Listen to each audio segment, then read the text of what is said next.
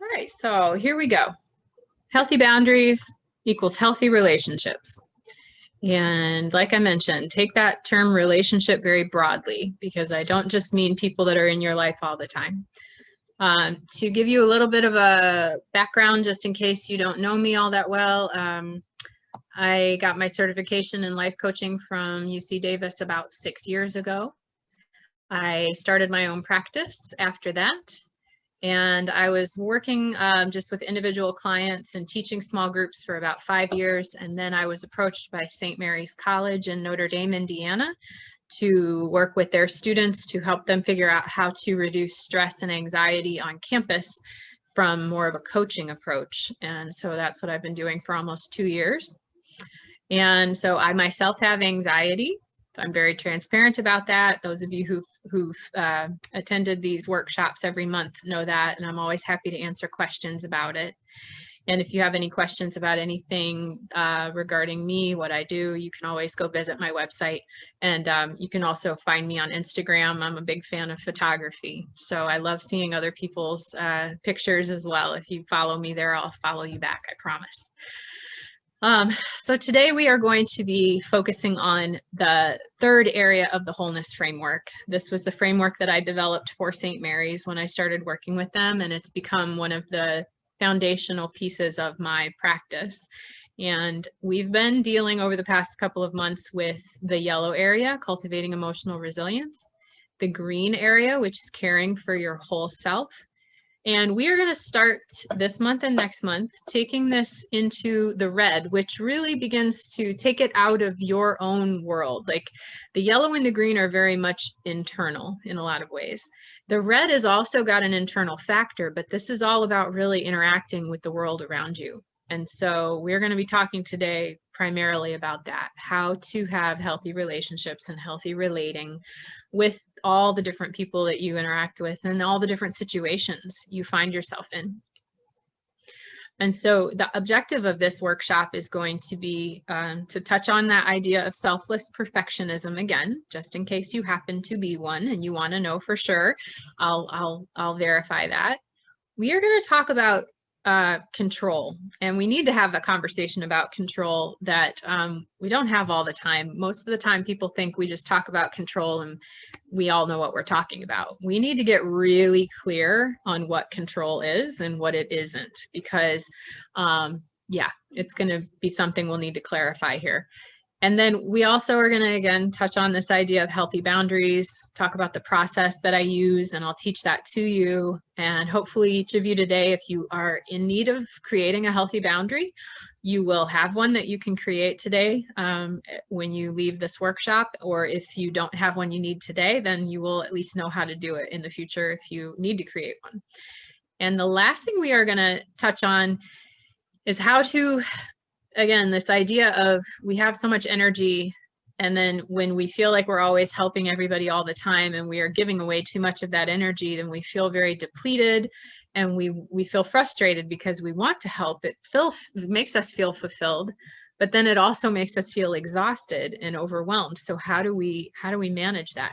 We're going to talk about one very simple shift that I found that I could make in my life to be able to help me be able to help people and not have my energy feel like it's, leaking out of me and causing me to feel that sense of overwhelm. So I want to be very clear when I say selfless perfectionist. This is a term that I created that just helped me understand myself better. It helped me understand where my anxiety comes from. And as I started sharing this with other people, they said, yes, that resonates with me. I feel the same way. So now I share this as a regular part of my coaching practice. So if you are someone who easily picks up on the emotions of other people, and you would know this because, like, if you've ever watched a video on YouTube, even if it's only like a 2-minute video, if somebody's crying in that video and it's a really emotional situation and you see somebody crying and you tear up, and you don't even necessarily need to know what they're crying about. You just see somebody having a very emotional moment with tears in their eyes, and maybe they start crying. If you yourself get tears in your eyes, you know you're empathetic. Like, you naturally pick up on people's emotions. And people are to various extents. This isn't an all or nothing thing, but you kind of know it if you are that way. You also tend to know it if you're naturally selfless. If it's much easier for you to put everybody else's needs ahead of your own, and it's harder to put yours first to the point that you actually feel guilty when you put yourself first, then I would say that is a good sign that you are probably naturally selfless. And this isn't a bad thing. Neither is being empathetic. None of these are bad things. These are all just sort of natural traits and tendencies that when we look at them from a certain perspective, they can feel like a heavy burden. And if we look at them from another perspective, they can actually be our greatest assets. So I want to be very clear too that I'm not saying these are things you need to change about yourself. That's not it at all. The third thing is perfectionism, which gets a bad rap sometimes. If you hold yourself to high expectations in every area of your life, that is what we tend to call a perfectionist. I now think of it as more of pursuing excellence in my life. And again, it's this idea that from one angle, perfectionism can be a very heavy burden. And from a different angle, that idea of pursuing excellence is actually something that makes me feel very fulfilled. And the biggest difference I have found that changes everything is who am I wanting to pursue that excellence for? If it's only about me pursuing it for myself and just me doing things to the best of my ability, that's where I get that fulfillment. If I feel like I'm trying to pursue excellence to get the approval of other people, that's when that perfectionism side comes in, that sort of more negative perspective that we have of it. That feels really heavy and really overwhelming.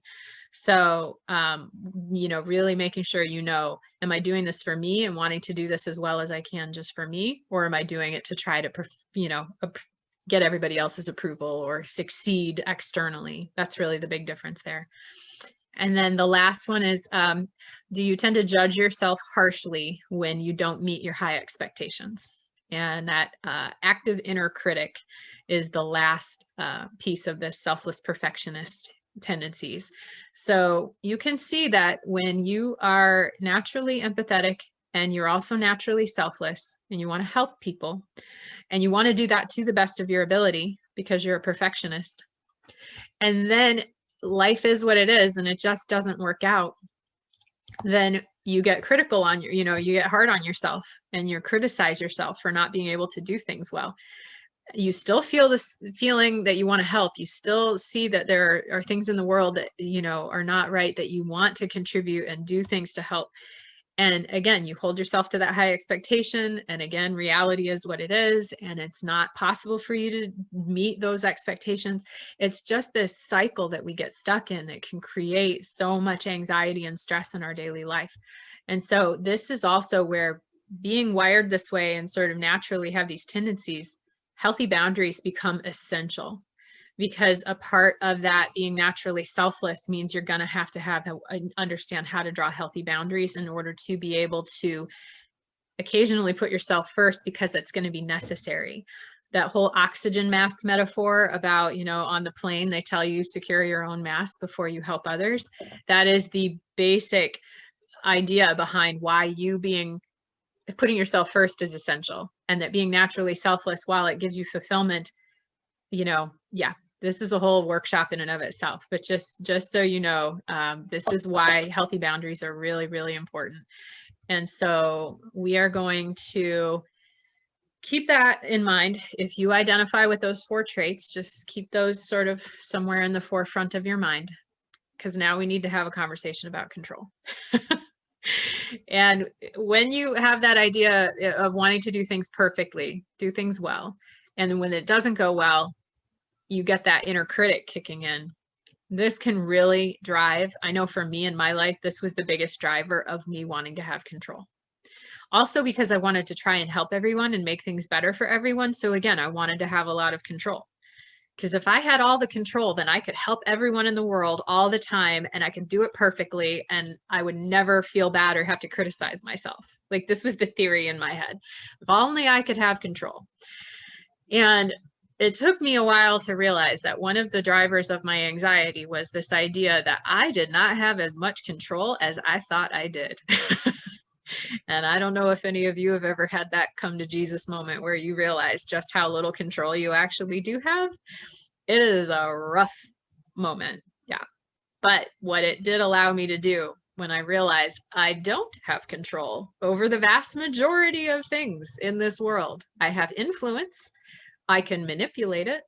Sometimes it might require me to emotionally manipulate people or do things that are not necessarily kind, but I didn't think about it at the time. I just thought, well, I just need control. So if I need this person to do a certain thing and I know I can get them to do it by manipulating them emotionally in some way, I didn't even think about it consciously. I just did it to have that, to try to get things to go my way. Now that I realize how little control I have, I understand that, that was never really control to begin with. That was something different. And it was something that wasn't necessarily good for me or the other person. So control, we need to talk about it. And when I say you have very little control, I mean, I don't even know if I could put a percentage on it, but it is 99% of the things in this world are beyond our control. It might even be 99.9, and we might even just say 100%, but there are some things we have control over, and you will notice under that second bullet point there, I put control in quotation marks. So we will get to that conversation in a second. Let's talk about the things you actually, like the 3 keys to having true control. The first one is that one mind, you only have one mind that you can ever actually know, and that is your own. And that is purely because you don't have a direct connection to anybody else's mind. Even if they tell you what they're thinking or tell you how they're feeling, you can't know for sure that they're not lying to you, and you can't know for sure that they're not lying to themselves and telling you what they think is true. And 5 years later, they're going to look back on that conversation and realize they were not telling you the truth, right? So it's not that anybody's lying to you purposely. It's just that we only know our own mind. We only have access to that. So we start there. And then we take it a step further. And we say, okay, of all the things in this world, we really only have control over 2 aspects of it. The first thing is your perspective, how you are looking at any given situation, how you are looking at yourself, how you are looking at another person. You get control over your perspective, and you get control over the actions that you take based on that perspective. Okay? And so notice I didn't say that you have control over your thinking, because I think this is a really big thing that we misunderstand. And we make this statement a lot, you can control your thoughts, change your life, right? Your thoughts come from somewhere.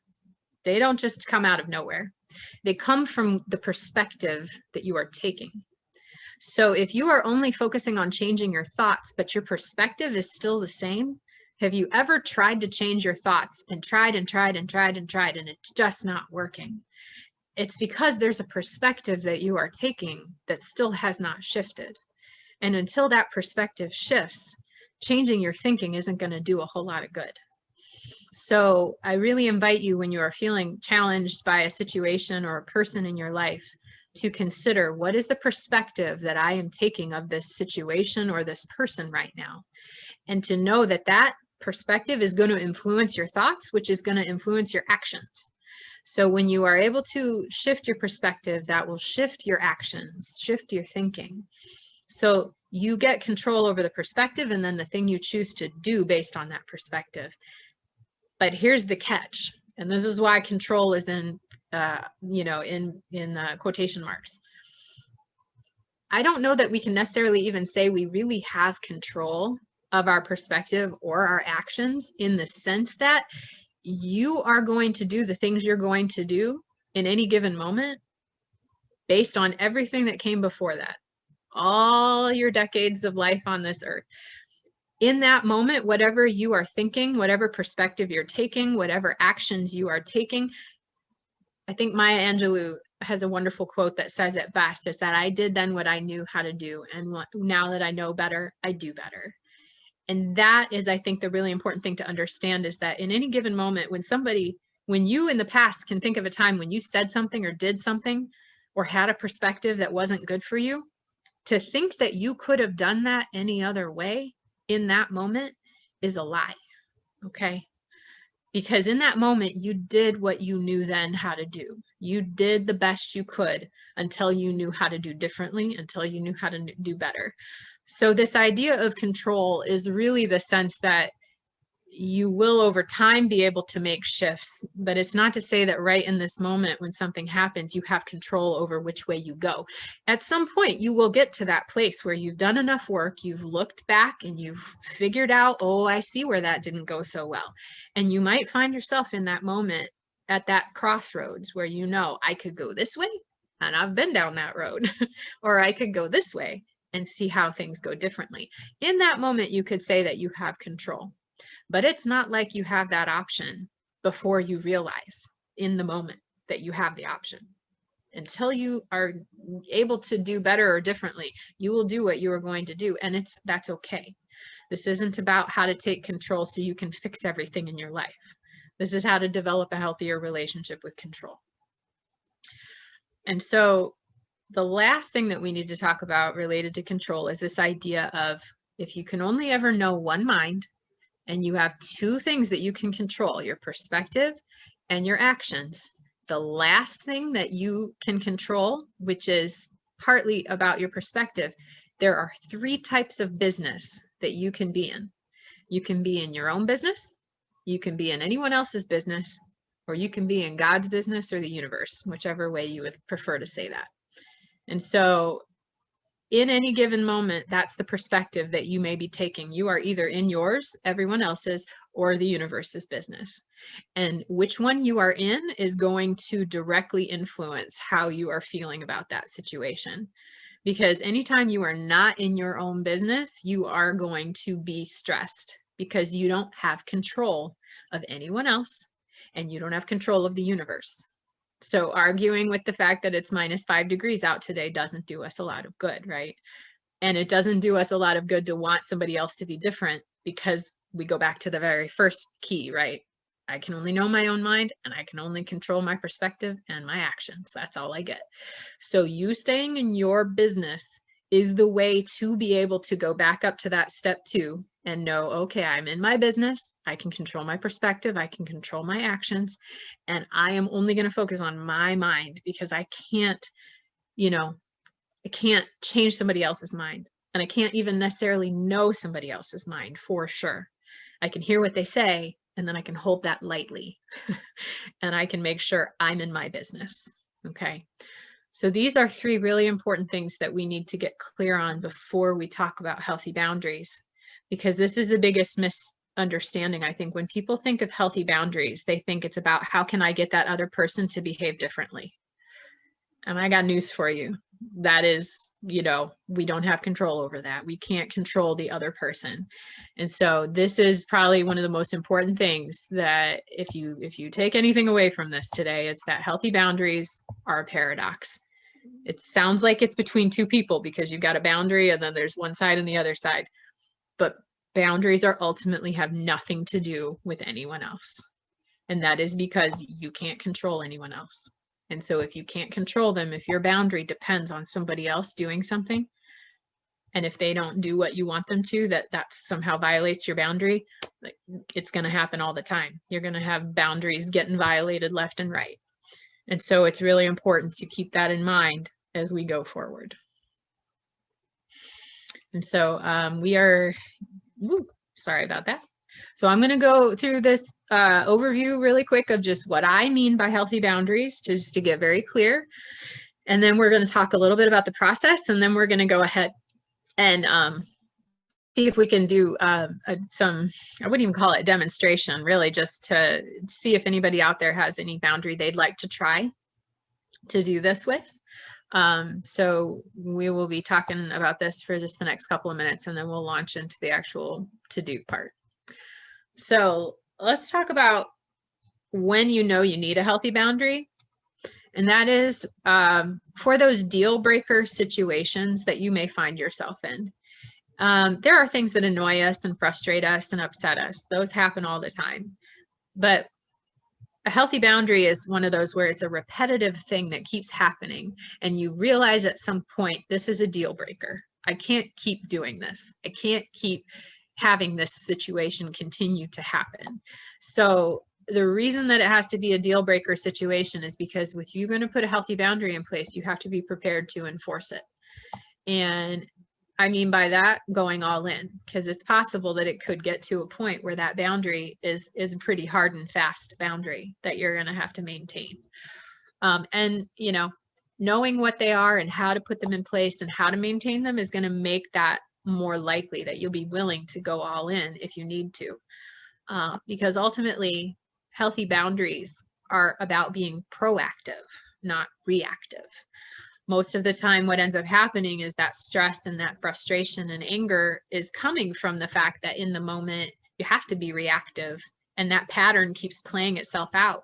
And so being aware and creating the healthy boundary is a way to kind of break that cycle.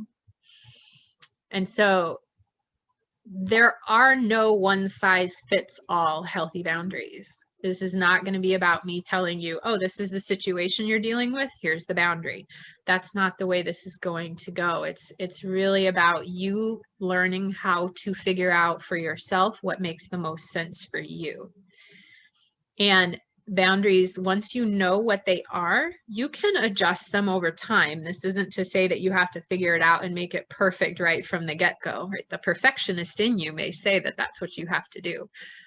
But in reality, you can shift it and change it over time. You just need to make sure that it remains consistent with whatever you feel is working for you at that time. So you can't put the boundary in place one day and then the next day not, and then the day after that put it back in place. It's one of those things where if you put this boundary in place, you have to kind of be aware that you'll be consistent with it so that the other person starts to understand how this is going to go. And that boundary may frustrate somebody. If you have to put a boundary in place between you and another person, this is not necessarily something they are going to like. Okay. We just need to be very upfront about that. And that naturally selfless part of you, that empathetic part of you that may naturally want to, you know, be nice to everybody or be kind to everybody may really cringe at the idea of putting a boundary in place because you're afraid it's going to make the other person angry. And then you're going to feel that anger. And then you're going to feel bad and guilty about it because you're trying to put yourself first. You know, maybe that's partly what this boundary is about for you. People may be frustrated, but that doesn't mean that your boundary is necessarily going to be harmful for them. And in fact, in the long run, your boundary is actually going to be helpful for them if you put it in place in the right way. And so when you think about wanting to be naturally selfless and help other people, putting healthy boundaries in place is a way to help other people. And so that's a really important perspective to take if you need to do this. So the last two things here. First of all, part of what's hard for us when we're naturally selfless is advocate. It's hard to be able to say, here's what I need or here's what I want, because we just don't quite know how to be consistent with that, how to deal with the negative things we feel when we do that, the guilt, you know, all of those things come up. So this process of having a healthy boundary, how to create it and how to keep it in place is very helpful for giving you the courage to advocate for what you need in your life.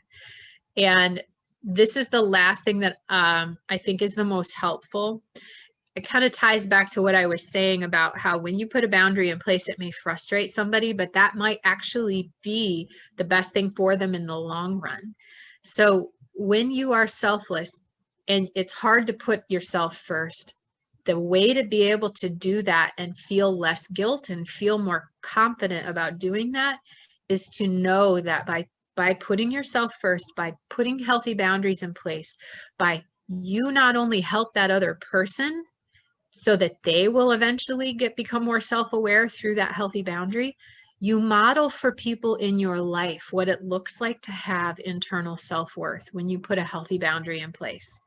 So if you have, for example, if you have kids and they see you putting a healthy boundary in place in a different area of your life, and they may not even really fully understand what's going on there, they will still understand that this is something, you know, you're modeling for them. You're not telling them what to do. You're not telling them how to do it. You're basically just living and showing them by example what this looks like. And so that can be very important to help give people courage to do something that they know might sort of rock the boat when they're not a big fan of rocking the boat. I was not a big fan of rocking the boat in my life.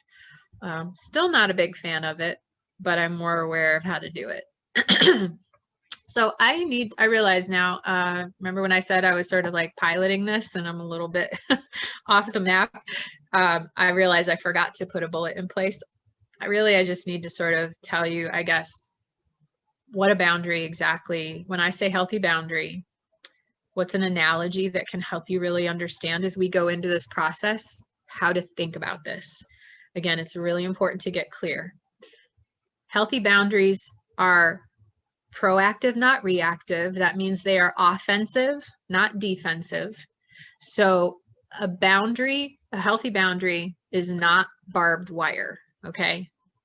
If your boundary is like barbed wire, if you put a healthy boundary in place and the other person, if they go to that boundary and they touch it and it's electrified and it's got sharp, pokey things and they feel hurt by it, that's not a healthy boundary. That's a defense mechanism, okay? And I'm not saying it's a bad thing necessarily. We make them until we understand how to do it differently. Remember, when I know better, I do better. A healthy boundary is like a smooth, tall wall, okay? It is smooth. It's not even like a brick wall. It's like glass or, you know, some very smooth, soft material that you can touch. That person on the other side of that boundary can run their hand along that boundary all they want, and they will never get electrified and they will never hit anything sharp or pokey, okay? They will also never get over that wall, okay? That's the difference. A healthy boundary is something that doesn't hurt the person on the other side, but it definitely shows them the boundaries of understand where they can and cannot go when it comes to you. And so the frustration on their side is going to come from them wanting to try to get through that wall and want to try and get over it, and they won't be able to. But it's not going to be because you put some sort of protective measure in place that hurts them every time they bump into that boundary, okay?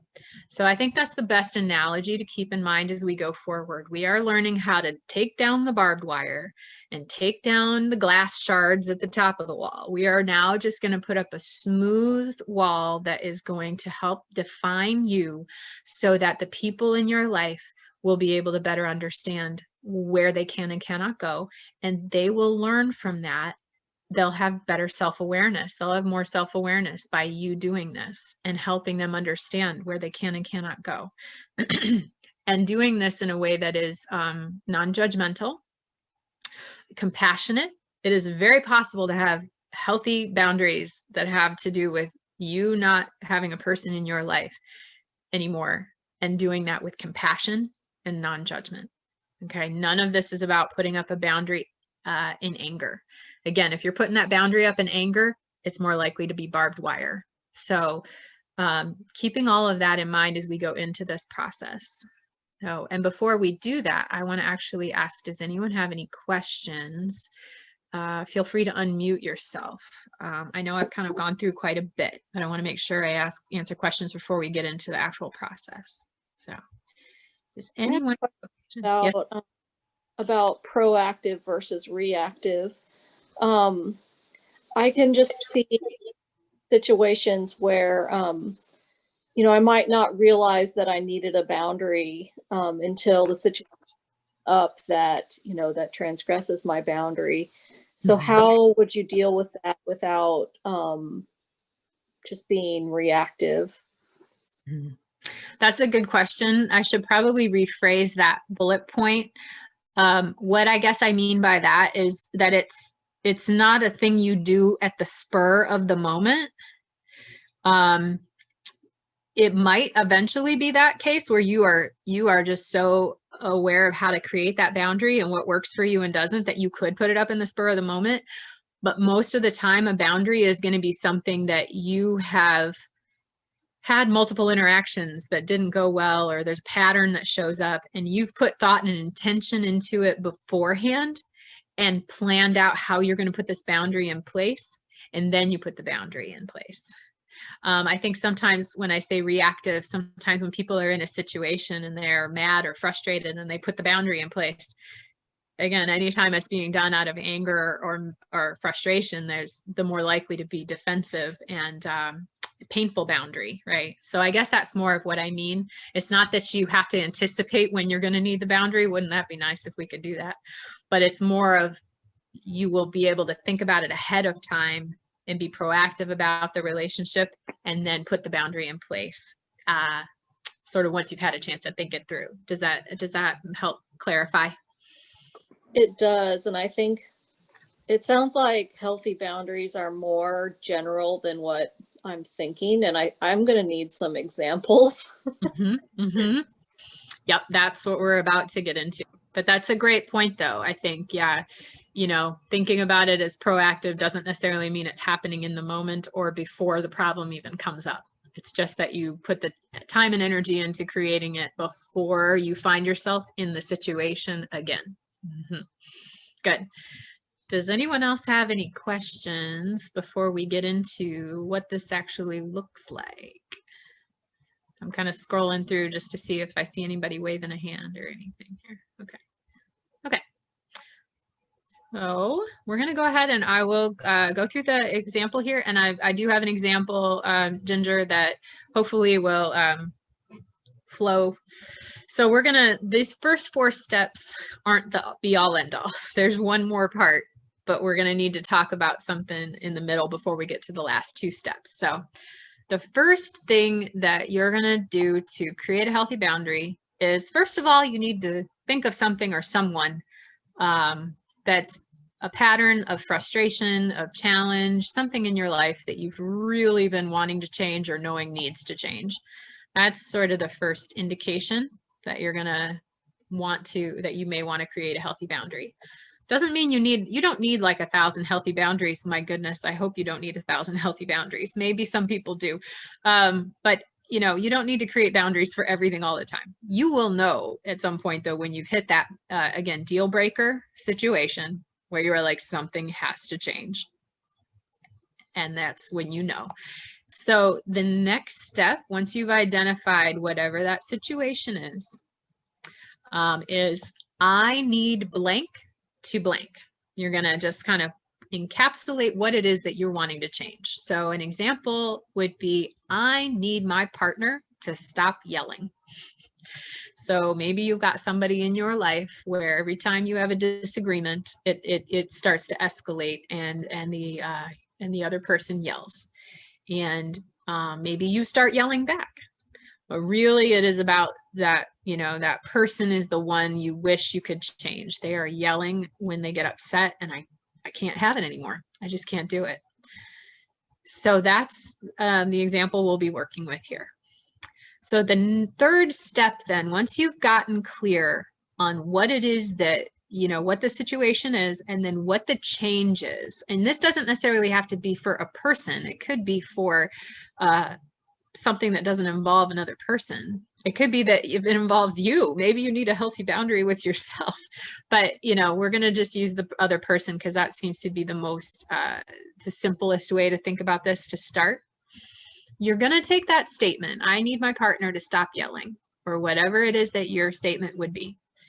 And you're going to change that to make it all about you.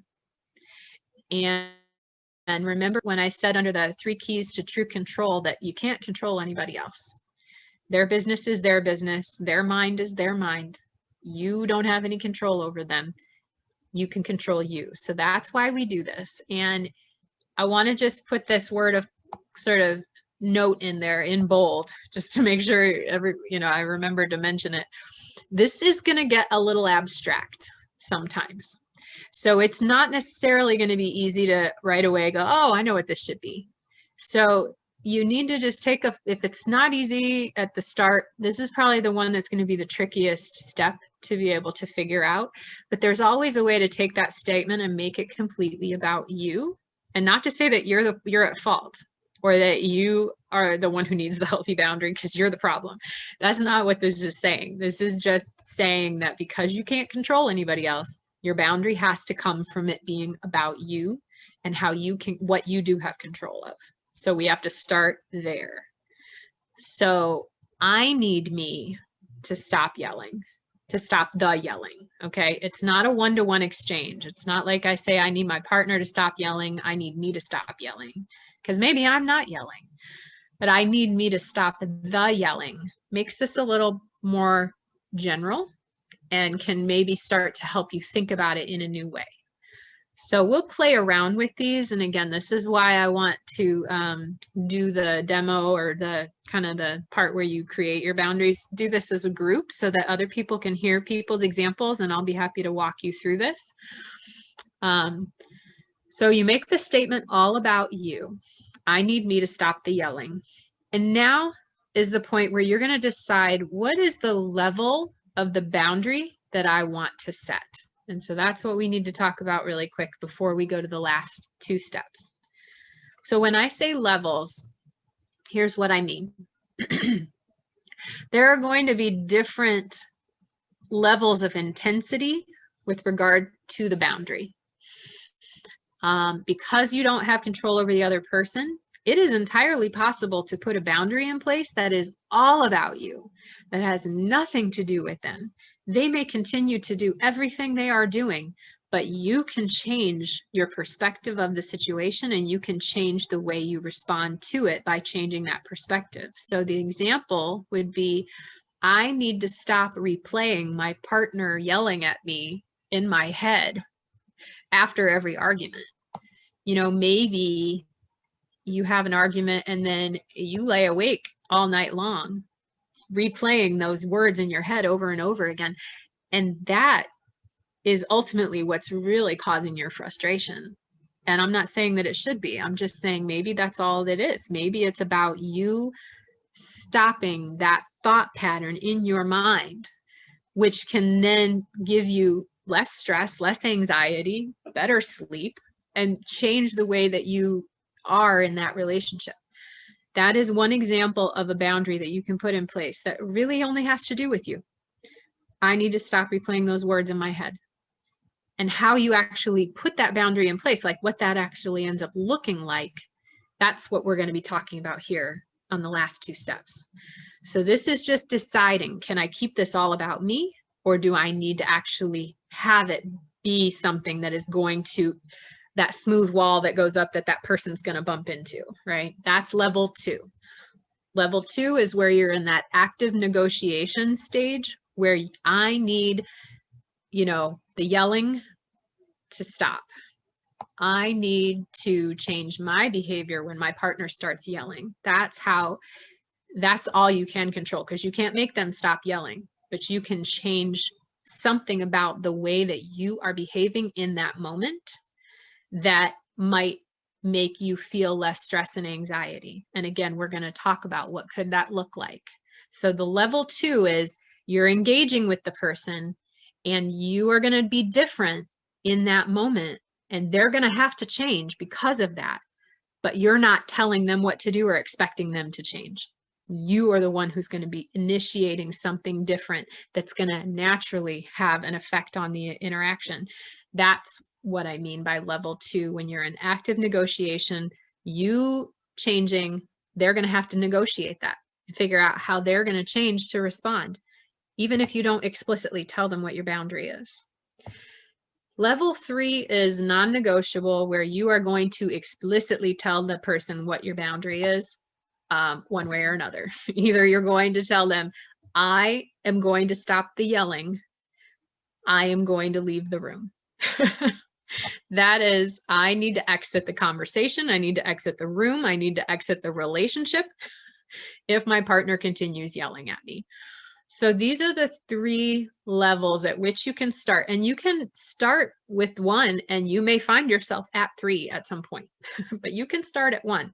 You can start at 3 and go backwards. But although I would say, I think that's a little more challenging. Consider where is the entry point that you are comfortable with at this point, and start there and know that you can work your way up. So I think that's really helpful, because I think people assume when they need to put a healthy boundary in place, they have to go all the way to level 3 right away. where I need to tell the person explicitly what I'm doing or different, what I'm changing, and they just need to get on board with it, or they're going to have to know about it. There are previous levels that you can change things at that they don't necessarily even have to know about, but they're going to know by the way that you're different. And they're going to have to, adjust to that without even realizing what's going on. So I realize this is, again, without examples, this might be a little bit unclear. So I'm going to go ahead and give you the last steps and the examples for this, and then we can talk if you have any questions. So the last 2 steps, number 6, is once you know what level of boundary you're comfortable with, then start brainstorming what this could look like. Because it, for the exact same situation, there could be 5 different ways that you could implement a boundary at level 1 or level 2 or level 3. It's not to say that there's one right way to do this in any situation. So step 6 is really just brainstorming. What could this look like? And then step 7 is where you finally realize, you decide, okay, this is how I think I want it to look. And now I'm going to make an if-then statement to help me get clear on what my boundary is. And so these 3 examples here are for level 1, level 2, and level 3. So level 1, if my partner starts yelling, then I will journal about my feelings instead of replaying the argument over and over in my mind. Okay. So that's for if you wake up in the middle of the night, or you're in the middle of the night trying to sleep and you can't because that argument is going in your head. You remember the boundary you've put in place for yourself. And instead of laying there and feeling that frustration and overwhelm, you turn on the light, you get out your journal, and you write about it. Maybe that's what that looks like for you. That's in step 6, where you're brainstorming. It could look different for other people. This is a level 1 boundary where your partner will never know that you're doing this. But doing this is going to be different, change the way that you are, dealing with the situation. And it's going to change the way you look at it. And it might be enough to change the situation entirely. And it might not.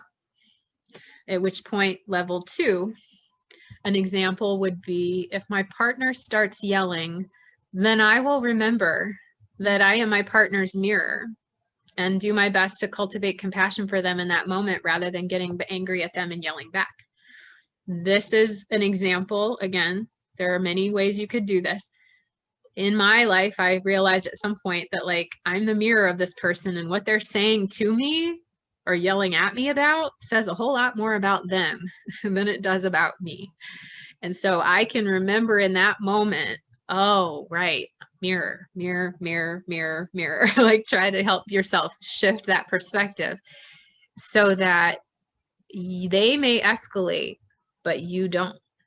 And so where before it would go here and then here and then here and then here, and the next thing you know, you're both up here and it's, you're still down here and they may be up here, but that doesn't mean you have to join them. You have decided, I'm putting this healthy boundary in place where I'm not going to engage with this person in the same way that I have been. I'm going to do it differently.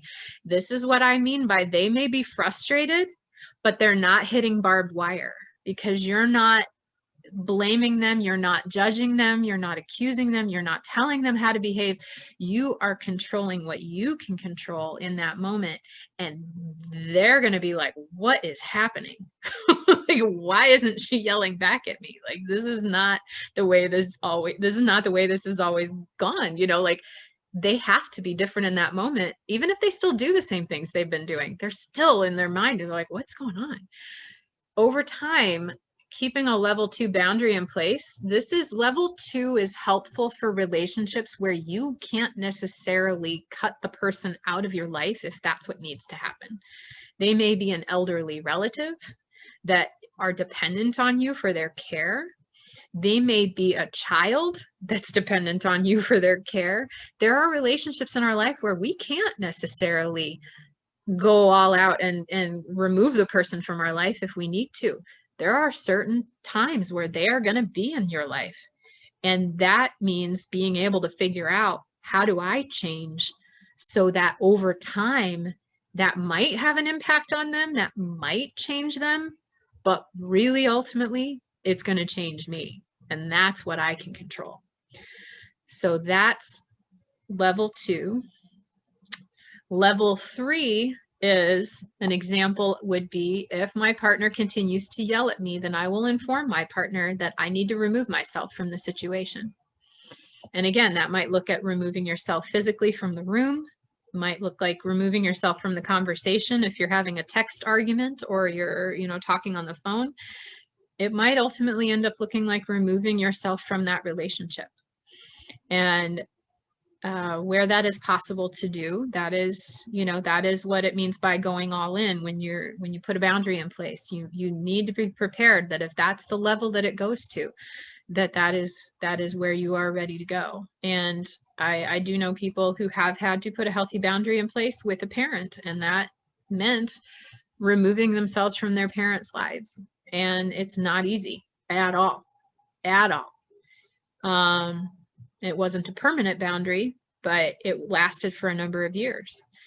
So you have to be very aware of what's anchoring you, what is compelling you to keep that boundary up, and know that that internal self-worth is so important in that type of situation. So you can be very grounded in that as you have to go to that level. So this is some intense stuff. So I realize I want to be respectful of that this is not to say that just because I've distilled this down to 6 steps, that this should, or 7 steps, that this means this should now be easy. Like, no problem. Go create your boundary. Yeah.